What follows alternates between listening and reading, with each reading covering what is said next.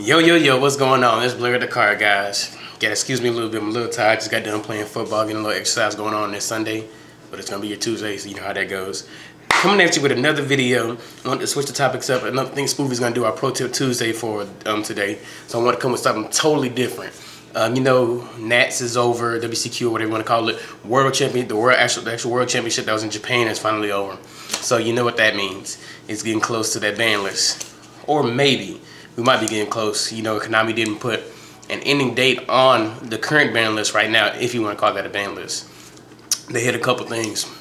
So people are speculating, or will be speculating, that a new ban list will be arriving shortly. We just don't know when. So the topic of this video is actually a what if video. What if this gets hit to neuter this deck? And no, I'm not talking about Taylor Knight since they won Worlds. I honestly think they're not going to touch the deck that much. And I'll explain that a little later once I go to what we're actually talking about. The main deck that I'm talking about that a lot of people would love to see get hit, love to be just cut and neutered, the blue deck, Nekroz.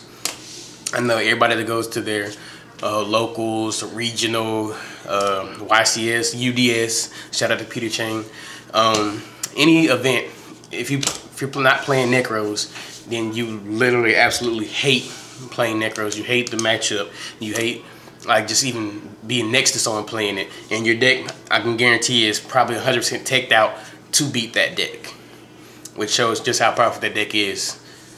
And the main reason we're saying, what if, like, what could Konami do to actually kill this deck? And me and Spoofy had a conversation actually about what they could do, and we're just sitting in the car riding Super Games, and the thought finally hits us. What if they ban Herald of the Arclight?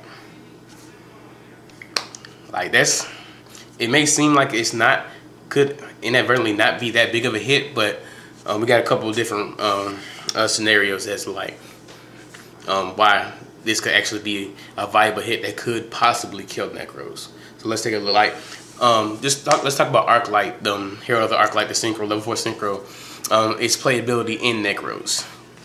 Pretty much like if you're playing the matchup, what's the #1 play?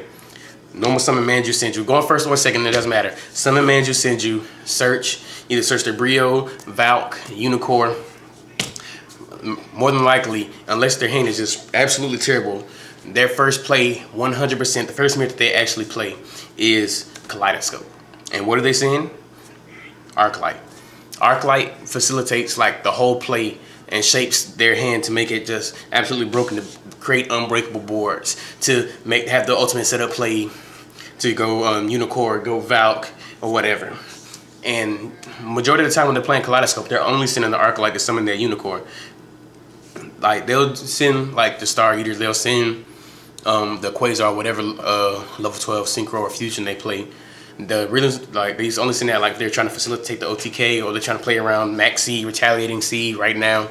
But 9 times out of 10, they're sending Arclight, and Arclight is just busted itself. It searches, like, even it being sent from the extra deck to the graveyard off of Kaleidoscope helps them search whatever they want, the spell or the monster. Pretty much, it's a free Manju.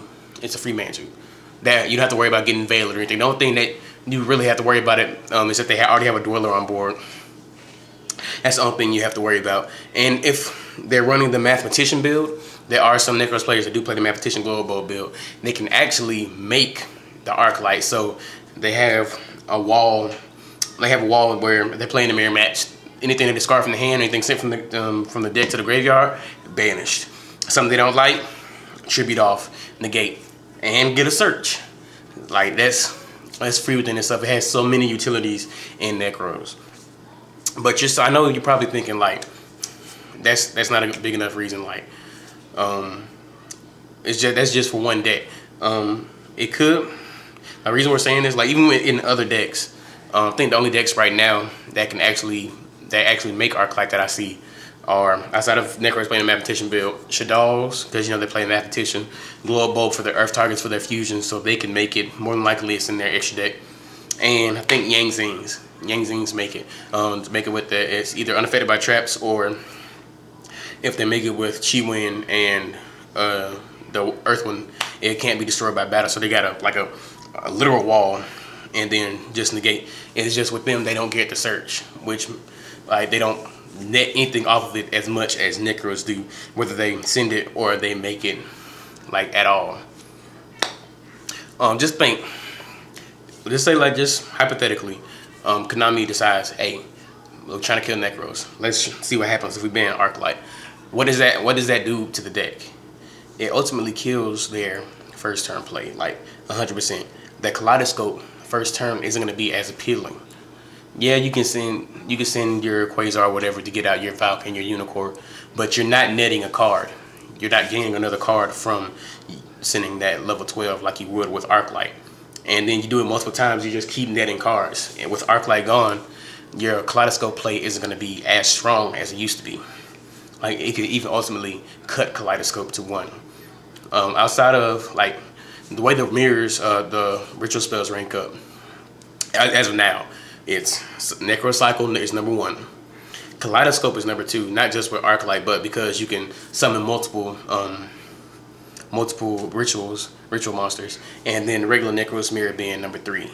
If they were to hit Arclight, Kaleidoscope would fall to 3rd, because you just that free card makes a whole lot of difference, especially with trying to fix your hand. If you need that play to try and get your play going, and it's a big step if it's gone.